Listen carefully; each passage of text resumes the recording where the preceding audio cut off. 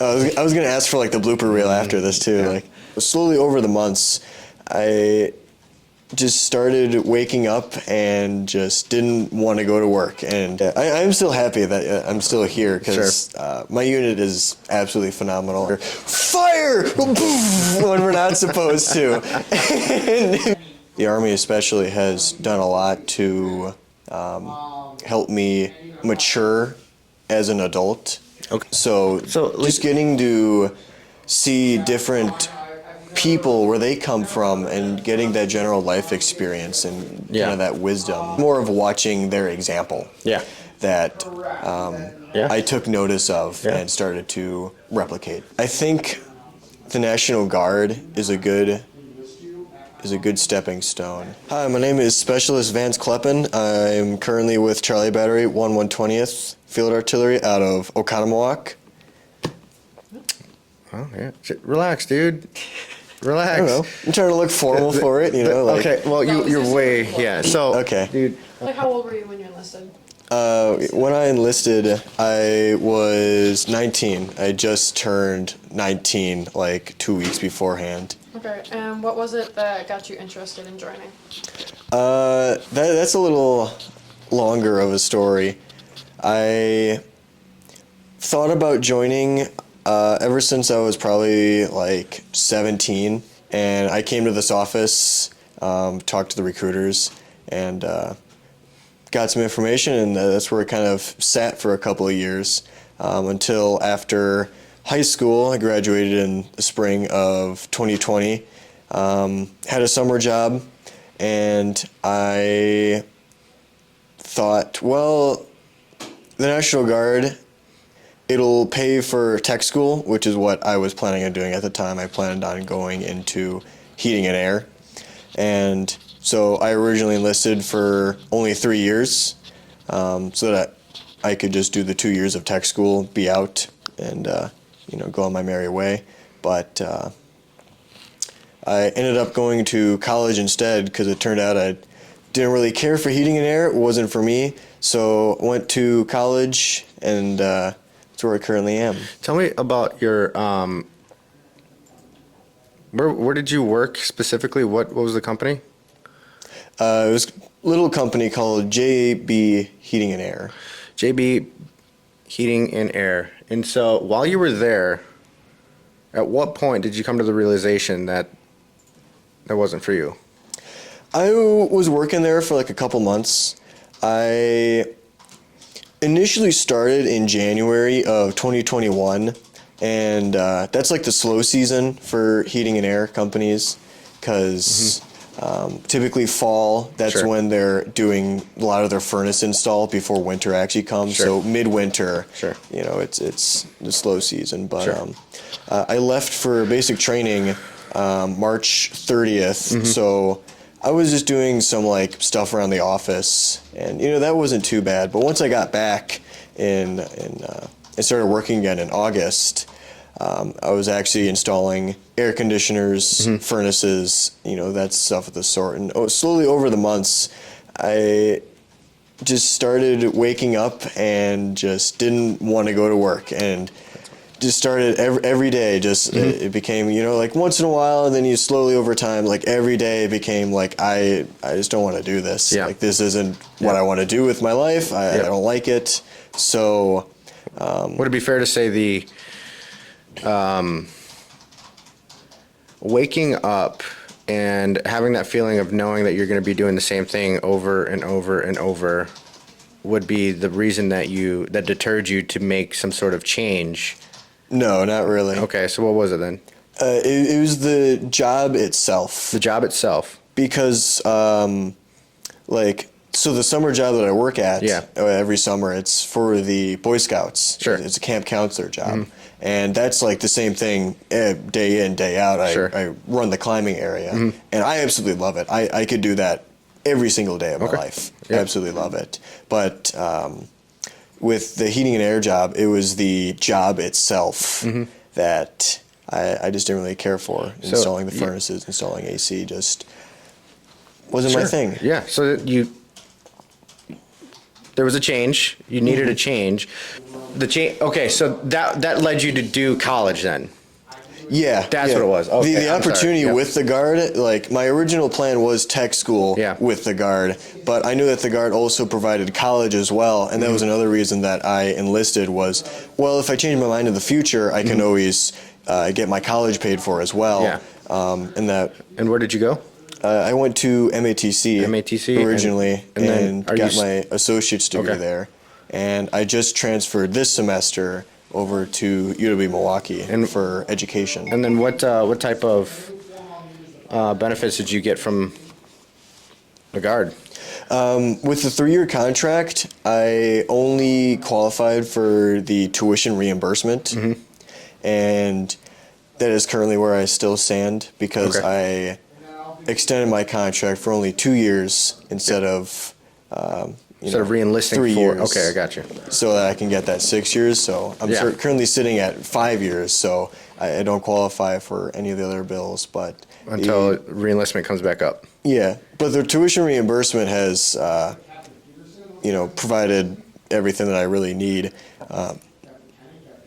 Yeah. Like it covers like 80% of the cost of college, honestly. So the rest of it is just additional stuff that they tack on, and then stuff like books, Sure. and if you have like, let's just say like chemistry, I had like a lab fee, like there's additional I got you. stuff, Yep. but the tuition reimbursement covers mostly everything that I need. Cool. out of And college. you said you're currently still at UWM? Yeah, I just started UWM this semester, this okay. week, so. So I guess what's the plan for the the National Guard side? Since you're coming, I mean, you're at 5 years now. Yeah, Not- well, I will be. approaching 5 years. Yeah, I just finished my first contract for 3 years, so I have 3 years under my belt, and Oh, I see. You should tell us our No, he's not enlisted February 1st. my re-enlistment story. Yeah. That could be dated like. Oh yeah, so That doesn't need to be lined up. came, what would it be, 2023 in January, so Sure. last SRP. Sergeant Powell, he's the retention Retention? NCO Okay. for 120th, and Yeah. he reached out to me, and he gave me the details like re-enlistment. Here are the bonuses for it, for the amount of years, everything like that, and I was like, well, played around with the idea, but I ended up doing it because I thought that I had to still currently be in the National Guard to get the tuition reimbursement. Yeah. But I learned much later, in like September later that year, that not so, that I could still use the tuition reimbursement after I had gotten out anyways. So I was like, well, I'm going to sign up for another 2 years so that I can finish up college because it's going to be another 2 years. Right. But turned out I didn't need to do that. So otherwise you'd be out right now. Probably, Okay. because everything that I've needed, which is college, Sure. which is one of them, and that and pride and self-respect that I also wanted out of the National Guard, I had gotten. Yeah. But That's not I, the re-enlistment story I wanted you to tell. I still am proud and happy that I have continued to stick around, though. Sure. About the winter strike part, where you actually raised your hand. Yeah, I'll get to that too. Don't worry. But yeah, I'm still happy that I'm still here because my unit is absolutely phenomenal. I love all the people that I'm surrounded by, Sure. and like other jobs, it's got its good days and its bad days. Sure. I think I enjoy it more than I did heating and air, though, because it's still like I enjoy going out to the field. I enjoy doing field artillery. Sure. I enjoy a lot of the aspects, but it's got its good and bad days too. It's ups and downs, but Yeah. I'd say it's an overall net positive still. but- Tell me about this this story. So the actual part where you raised your right hand and re-enlisted and did the oath Yes. again and all that. When we were at Winter Strike, that's our annual training. Sure. For 2 weeks. And you guys, as artillery, you guys do that out of or in We did that at Camp Grayling for the last 4 years. What time during the? Yeah. I mean, It was in January. Yeah, so you guys do that January. in January, okay? Yeah. So Whereas the rest of the National Guard does it typically during the summer. yeah, and I know that's one of the selling points that the Guard does is like if you're in college, it's like it's your ATs at a point where you don't have class or anything. Sure. So Yep. And typically it is. We just Yeah. did this for like a few years. Oh, okay. Okay. yeah, and although winter strike was cold and there was snow and we were extremely tired, it was fun thinking back on it. And one of the stories that we got from winter strike was during my re-enlistment. We were at our gun, and all of gun 4 was getting ready for Sure. a fire mission. It was a at my command fire mission. Let me know what you did on that. And tracking the 3 letters. We wanted to do it during my re-enlistment and promotion ceremony. Okay. Because I was going from PFC to specialist at the Okay. time. And so our old captain and old first sergeant now, they were there, and we did the promotion, and then we did the re-enlistment with Sure. the right hand, everything. And it was all recorded. First Sergeant Telfer was his name. He recorded it. Sure. And Awesome. in the meantime, the gun is getting ready for this fire mission. It's at my command, so We're supposed to wait. yeah, it's supposed to wait for. Okay. Yeah, it's not at the chief's command to tell them to fire. It's from FDC to tell us to fire. Okay. It's a little bit different than a normal fire mission. So they get it all loaded while the whole process is going on, and as soon as the right hand goes down, our own chief at the time, Chief Rasenberger, fire! When we're not supposed to. And immediately after, this look of realization comes on his face, and he was like, "Fuck! You fucked up!" And Oh wow. he just kind of lays into Sergeant Gress, and everyone's That was your fault? quiet. Oh god. Oh goodness. And everyone's quiet because they're like, "Oh shit!" Because we Everyone just messed up. realized what we had done. Everybody's gonna get in trouble. Yeah, Me and Wow. the first sergeant were right there watching it. Oh boy. yeah. Oh boy. Well Yeah. then. It was. That's a hell of a story. It's funny, and That is a hell of a story. Wow. Okay. Well then, how do we come down from that? Yeah. So it's kind of switch gears a little bit. I guess the things that you've kind of learned from being in the National Guard, more specifically with your unit and maybe your leadership and all that, the people you come to build relationships with in your unit and all that. Talk to me about that. yeah. So throughout my life, I've done a lot of different things. Sure. I was in the Boy Scouts. Well, I guess I still technically am part of it and do a lot of different things with it. So I made Eagle Scout. So I'm used to camping and doing things out in the outdoors. wilderness. Sure.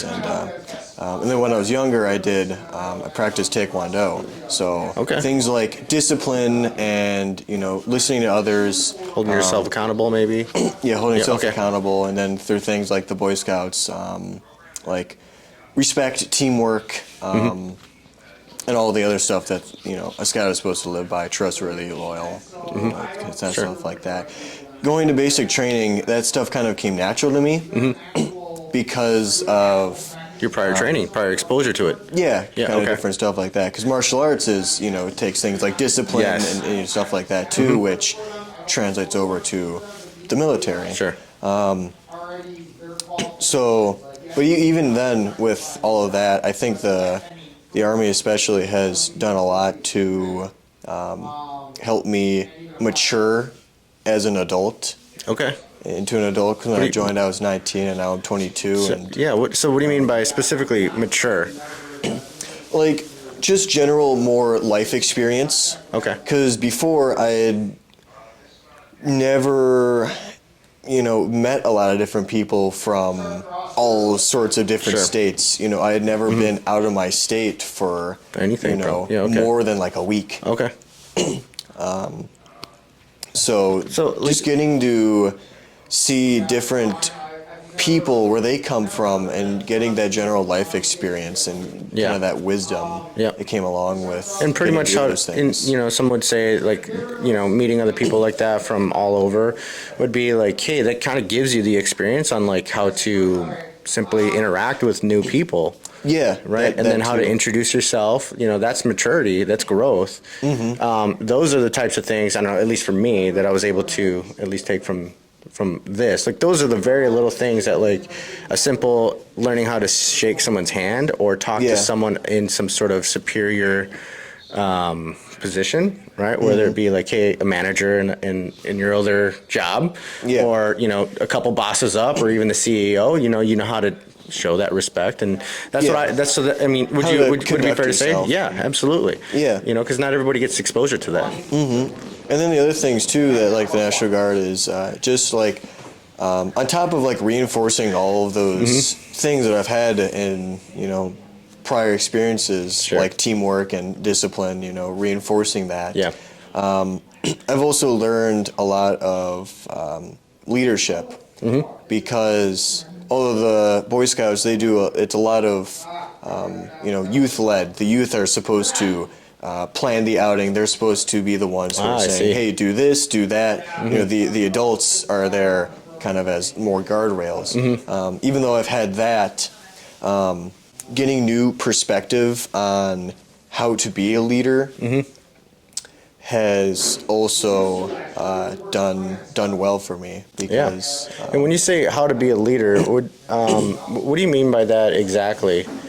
Like, can you give me an example of like, maybe maybe Sergeant Dilly has given you some sort of direction of like, hey, get this task done, and you can have, Yeah. you have this amount of time or whatever it is, and then you have this, everyone, you're in charge of this group of people. Like, talk to me Yeah. about a specific time like that. the thing that I most have found myself is not so much like the taking charge and like trying and leading others. Like, hey, I need you to do this for this reason at this time, Sure. kind of thing. It's more of the taking care part. Taking care. Whoever's under your wing. Yeah. Because that's one thing I especially make sure of at the camp that I work at. Because being an area director, you're kind of in charge of your instructors, and I always made sure that they came first. Like their needs and their wants came first Sure. to make sure that they can perform to their to the best of their ability. Yeah. And not be trying to conform to like Sure. some sort of like hey, like we're running this program but it's 95 degrees out, Yeah. it's like And I'm then- going to be like, hey, no, we're going to modify our program not only for the scouts but for my instructors as well, because I Sure. don't want them out in that kind of heat Sure, too, yeah. So you like actually- a small example like that. So it's like you're looking at the big picture planning and all that, and making sure that they, essentially don't heat exhaustion or whatever it is. So you would say that, being in the National Guard, specifically maybe in that unit, with, Is that something you've learned from like Sergeant Rosenberg or me or like other chiefs Yeah. that you've okay. Yeah, that is definitely something. So- Of taking more care of, because it's not like I didn't, care before, but it's more of like, learning how, maybe? yeah, Yeah. the better tips and pointers and of how to, because even though they may not have like specifically told me like, hey, do this when you're in a leadership position. It's more of watching their example. Yeah.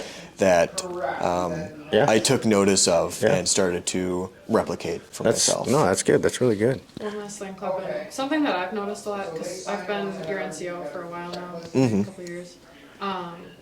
Your confidence from when you first got in our section to now. You used to be very timid, and now you're teaching people how to do advan, like you know how to direct things. Like, talk a little bit about how you were able to make that switch, other than just hopping on a 240 and Yeah. blazing it. Yeah, so like naturally I'm a more laid back kind of person. Like when things are going right, It's like, hey, things are going okay. It's like I don't really need to do too much Sure. besides what I'm already doing, perhaps, or need to help out because everyone's on the same page. Things. Things work well. Yeah, things are going how they need to be. I also find too that with myself, it's new situations. I'm not the I appreciate that heads up, and I will get this other guy. like stereotypical extrovert where I'm like, Sure. hi, how are you? Nice to meet you. Yep. I'm this person all the time. It's more of like I'm gonna dip my toes in the water and slowly level walk into the pool. Yeah. Kind of No, guy. that's absolutely fair. And I say that I'm an extroverted introvert, kind of, or Okay. introverted extrovert. It's Okay. like can be quiet, but can Right. also love being around people too. So as time went on, Yep. being in a new environment, got more comfortable. That and actually learning like the job too, because AIT only teaches you so much, and it's such a cramped amount of time Sure. that you don't really get to master or perfect the skills. It's more of a general throw at Introduction? you, Yeah. introduction.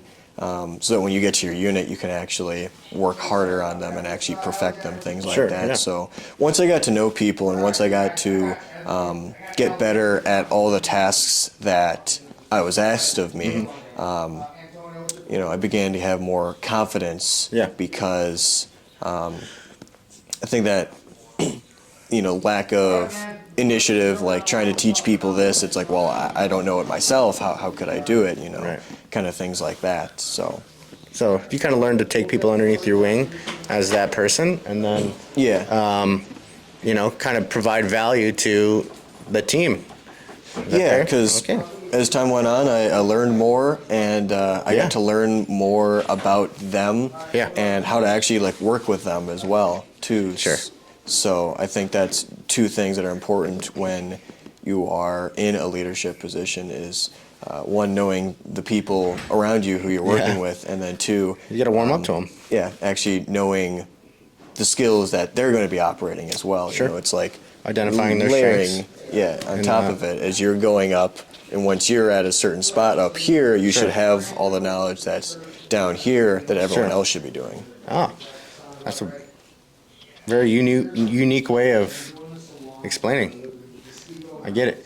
I think that's pretty good. I don't know. Like, do you have anything else? Any words of wisdom or last thoughts for someone Yeah. that's in a similar situation to you that you were in when you were enlisting? Any one-liners? Yeah. Yeah, and maybe just like some quick advice Yeah. for someone who may have been 19 years old working at a heating and Yeah. air place. Yeah. If you want to advance yourself, whether it be through traditional college or trying to go through a tech school, or simply wanting resources or wanting to expand your horizon, or even if you just want like that kind of sense of adventure and meeting new people, I think the National Guard is a good stepping stone. If you're looking for more, I don't know, I guess maybe traditional employment, and wanting to like get away from home, perhaps a little bit more permanently, I think active duty might be Sure. more of the path. But if you have plans for college and your civilian life more than you do perhaps your military life, like if you want to go to tech school to be HVAC or go to college for business or something like that, if you're more civilian orientated in what you want to do after the military, the National Guard is probably for you. So. Oh, I love it, man. That was well done, man. Appreciate it.